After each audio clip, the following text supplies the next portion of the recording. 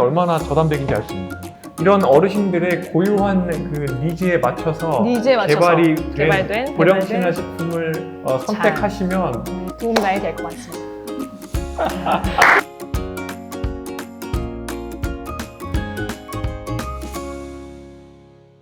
근육 단백질의 합성이 일어나려면 아주 많은 요인들이 다 최적의 상태에서 맞아 떨어져야 됩니다.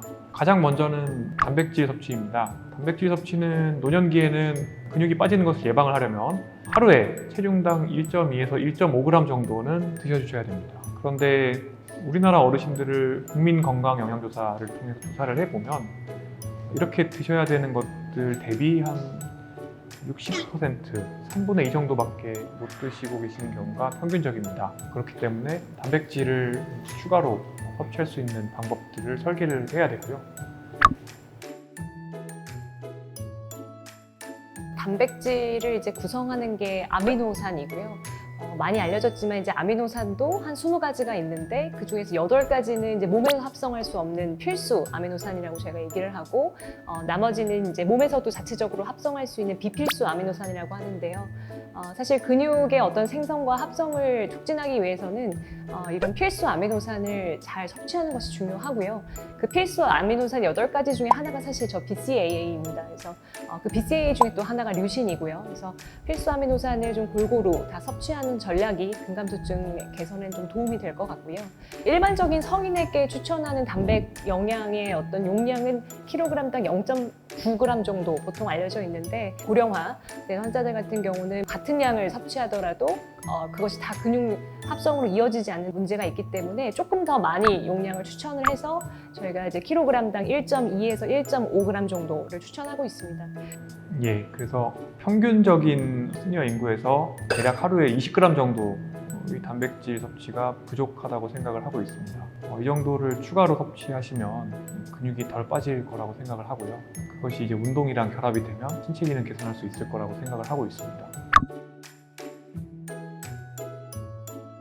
어떻게 식단을 사실 구성하셔야 될지 고민이 될 것 같아서 저희가 간단하게 대표적인 단백질을 많이 함유하고 있는 식품을 좀 준비해 봤습니다. 여기 나와 있는 음식들이 다 20g 정도의 단백질을 가지고 있는 음식들을 이제 저희가 동일하게 준비를 한 것이거든요.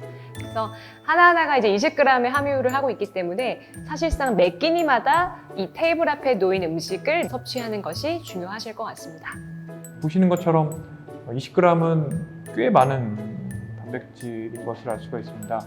두부 보시면 꽤 많은 양이거든요. 저도 이거 한 번에 먹기 좀 부담스러울 수도 있을 것 같아요.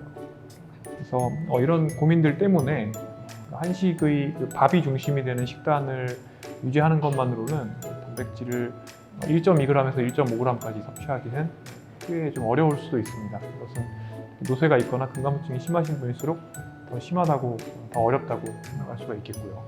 식사를 통해서 충분한 양의 단백질을 섭취하실 수 있도록 식사 형태를 수정한 그런 제품들을 개발을 하게 되는데 이제 그런 개념들이 고령 친화 식품이라는 개념에 좀 들어 있습니다.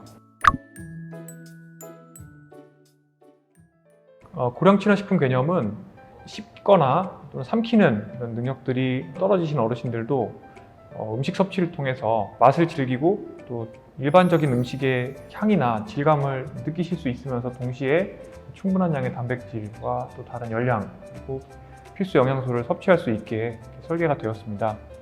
지금 보시는 것들이 이렇게 그린푸드에서 개발한 고령 친화 식품들인데 치아가 굉장히 취약하신 분들 또 턱이 약하신 분들, 그다음 삼키는 능력이 많이 떨어져 있는 분들도 쉽고 삼킬 수 있도록 설계가 되어 있고 그럼에도 불구하고 충분한 양의 단백질 이렇게 보시면 돼지고기 장조림인데 매우 부드럽게 만들어 놓았고 치아가 굉장히 좀 약하신 분들도 섭취를 하셔서 1인분을 드시면 22g 정도의 단백질을 섭취를 하실 수가 있습니다. 그러니까 한 끼에 필요한 단백질을 이렇게 소량의 고령 친화 식품 섭취를 통해서도 확보를 하실 수가 있는 거죠. 보시는 제품은 수삼 3개죽입니다. 죽은 치아나 또는 삼키는 능력이 많이 떨어져 있는 어르신들이 굉장히 선호하는 음식 형태입니다. 그럼에도 불구하고 간편죽은 굉장히 단백질이 부족해서 단백질 결핍에 빠지기가 굉장히 쉬운 그런 상태가 되는데 이런 것들을 근본적으로 개선한 제품이라고 할 수 있습니다.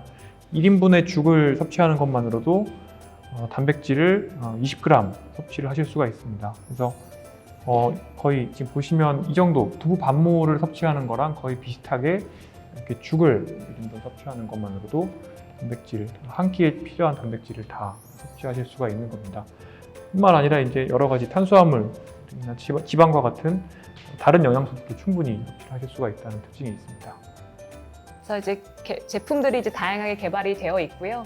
또 저희가 몇 가지 실제 먹어보니까 상당히 맛도 잘 구현이 돼 있어서 편하게 섭취하실 수 있을 것 같고요. 또 한 가지 포인트는 이제 류신이라고 아까 이제 말씀드렸던 단백질 합성이 굉장히 중요한 필수 아미노산 중에 하나인데 이 류신 함량이 거의 대부분 한 1.5에서 2g 정도 사이가 들어가 있기 때문에 굉장히 단백질, 그러니까 근육 합성과 또 근육량 유지에 굉장히 좀 잘 개발되어 있는 식품이 아닐까 합니다. 사실 뭐 다른 여러 가지 또 식품들이 종류가 또 굉장히 다양하고 또 저희가 뭐 단백질 파우더나 여러 가지 형태로도 단백질 섭취를 하실 수가 있는데 사실 이게 자세히 하나하나씩 보면 류신 함량이 좀 부족한 경우가 굉장히 많습니다. 그래서 그런 음식들을 또 선택하실 때 류신의 함량이 또 충분히 함유되어 있는지 또 체크해 보시는 게 선택하는 데 또 도움이 되실 것 같습니다. 네, 또 하나 고려할 거는 어르신들께서 이제 혼자 지내시거나 또는 이제 부부가 지내시면서 음식을 이제 요리를 해서 챙기시기가 어려움을 호소하는 분들이 많습니다. 아주 간편하게 식사를 준비하실 수가 있습니다. 그러니까 요리를 굳이 안 하시더라도 간편하게 단백질을 드실 수가 있고 그냥 까서 데우시기만 하면 어느 정도 요리를 해서 드셔야 되는 만큼의 단백질을 얻으실 수가 있습니다. 간편한 점들도 생각해 보실 필요가 있습니다. 네, 어르신들께서는 이제 지병이나 노쇠 정도, 그리고 근감소증 정도에 따라서, 그리고 치아의 건강 정도에 따라서 씹고 삼킬 수 있는 기능들이 천차만별입니다. 그렇기 때문에 이제 고령치나 우수식품이라는 이제 개념에서는 크게 3단계로 식품의 경도를 구분하고 있습니다. 1단계, 2단계, 3단계 이렇게 나뉘어져 있고, 보시면 1단계는 치아가 있으신 경우에 섭취가 가능하시고 하지만 매우 부드럽게 되어 있어서 아주 튼튼한 치아가 아니시더라도 어느 정도 섭취할 수 있게 이렇게 되어 있습니다. 이 2단계는 계란찜을 생각하시면 됩니다. 매우 부드럽기 때문에 치아가 없이 잇몸만으로 섭취가 가능하신 정도겠습니다. 그리고 이제 3단계는 무스나 스프레드처럼 이제 혀만 가지고도 이제 눌러서 섭취를 하실 수 있는 정도의 경도라고 생각을 하시면 되겠습니다. 그리팅에서 이제 개발된 제품들을 자세히 보시면 고령 친화 우수식품이라는 마크가 있고 아래에 이제 단계가 한글로 적혀 있습니다. 뭐 치아 섭취, 잇몸 섭취, 뭐 혀로 섭취 가능 이런 단계가 적혀 있기 때문에 씹으실 수 있는 능력이나 그 상태에 따라서 단계에 맞는 식품을 찾아서 이제 섭취하시면 훨씬 더 용이하실 것 같습니다. 사실 단백질을 이제 식품으로 섭취해야 된다는 생각은 아마 다들 갖고 계신데 고기를 이제 씹으려고 생각하시면 이제 잇몸이나 치아가 사실 상태가 좋지 않아서 좀 부담이 되시는 경우가 많은데요. 예시를 하나 보여드리면 이제 이름이 더 부드러운 함박 스테이크인데 사실상 이제 고기 이 성분이 이제 함유된 함박 스테이크고 이 단계를 보시면 여기 잇몸 섭취 가능한 2단계라고 돼 있거든요. 그래서 얼마든지 이제 치아나 잇몸 상태가 안 좋으신 분들도 비교적 일반적인 고기나 육류에 비해서 섭취하시는데 용이하셔서요. 이런 것들을 좀 잘 활용해 보시면 도움이 많이 될 것 같습니다.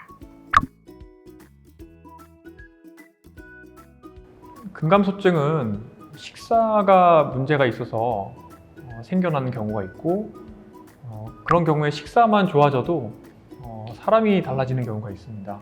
전체적인 몸의 컨디션이 식사 때문에 나빠지기 시작했고 그 부분을 교정을 해주면 마치 이제 노화가 되돌려지듯이 잘 못 걸으시거나 많이 힘들어하시던 분들이 멀쩡해지시는 경우를 간혹 보는데요. 실제 저희 클리닉에서 뵀던 70대 여성분입니다. 우울감이 심해지고 쇠약이 심해지고 변비, 실금, 보행장애 이런 것까지 호소를 하셨는데요. 말씀을 들어보면 그 시작은 잘 못 드시던 것들에서 시작을 한 것 같습니다. 식욕이 떨어지고 안 드시면서 또 외출 안 하시고 이렇게 되면서 체중 빠지고 근육 빠지면서 악순환을 이제 가시기 시작한 거죠. 진료는 주로 이제 영양 상담을 많이 했습니다. 단백질이 중요하고 또 식욕이 없더라도 일단은 여러 번에 걸쳐서 드실 수 있는 음식들 드셔야 됩니다. 이렇게 말씀을 드리고 또 단백질 보충할 수 있는 요령들을 알려드렸고요.